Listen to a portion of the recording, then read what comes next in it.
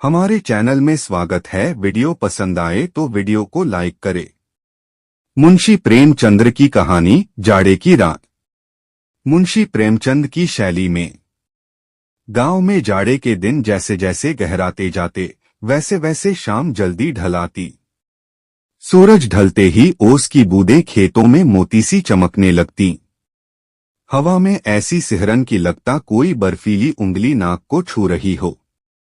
रामू कक्षा 5 का विद्यार्थी था। घर में मां थी और एक छोटा भाई।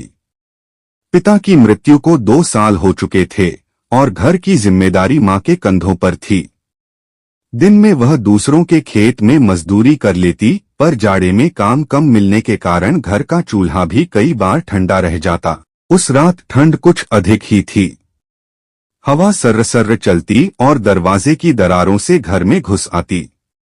मां ने चूल्हे में आग जलाई, पर लकड़ियां कम थीं, इसलिए आग जल्द ही बुझने लगी। छोटा भाई ठंड से कांप रहा था।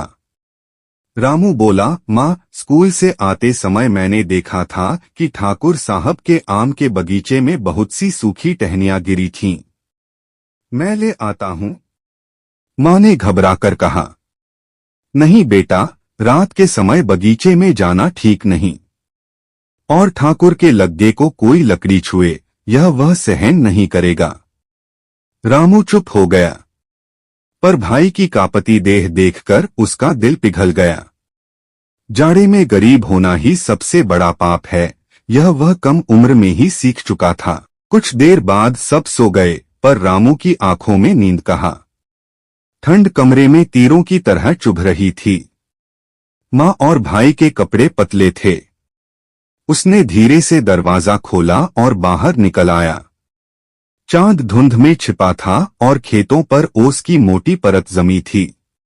दूर में बगीचे की काली आकृति जाड़े की रात में किसी भूत की तरह लग रही थी। पर रामू ने साहस जुटाया। वह दबे पांव टहनियां समेटने लगा कि तभी किसी ने डांटकर कहा, कौन है वहां?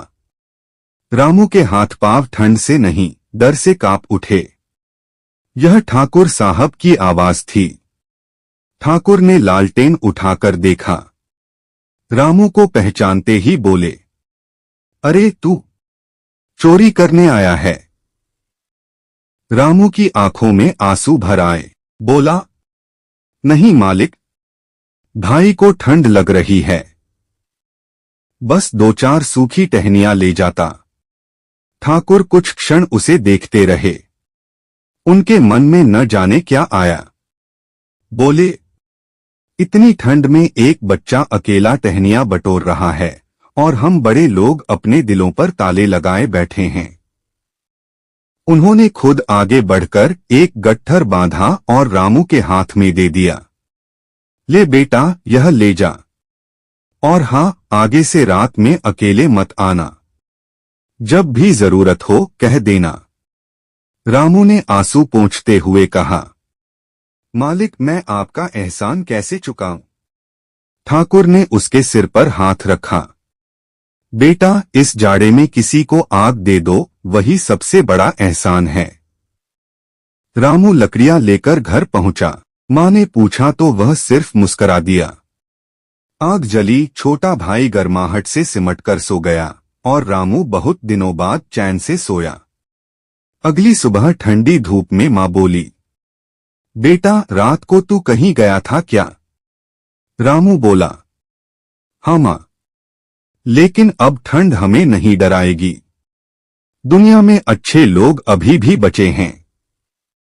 मां समझ गई कि रात में कोई देवदूत उनके घर आया था, जो इंसानों की शक्ल में होता है और जिसे लोग भलाई करता है। कहानी समाप्त। वीडियो देखने के लिए धन्यवाद।